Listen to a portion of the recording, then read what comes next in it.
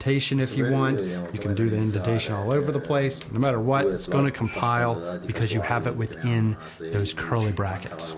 So what can we do with these dictionaries? Well, like anything, we're going to actually use the function of help to actually investigate that dict data type.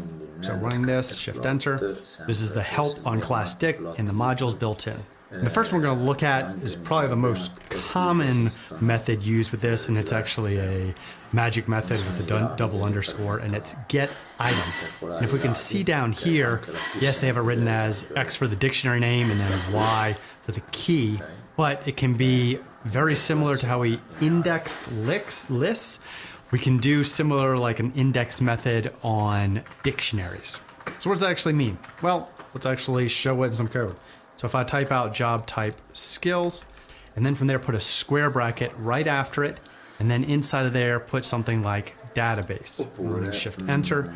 We're going to call the key of database and get R immutable. If I were to take Luke's skills and then try to maybe append on a new skill of R, running this, I would get an attribute error. Tuple object has no attribute append. So what attributes does it have?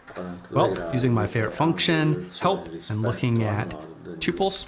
This is the help class on tuple and modules built in. Now from this we can see there's a lot of different magic methods with it, but not a lot of just common or basic functions built into what you could actually do. 4 different operators. And we're going to be starting with logical operators first, which are denoted by key terms like and, or, and not. So what's the purpose of the operators? Well, they can be applied in multiple different ways.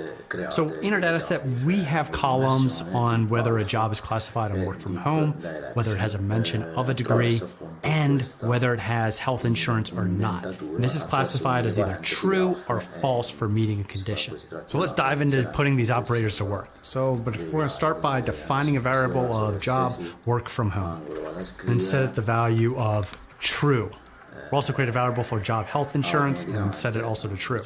So let's say we want a job that is work from home and also requires health insurance. How could we actually check this?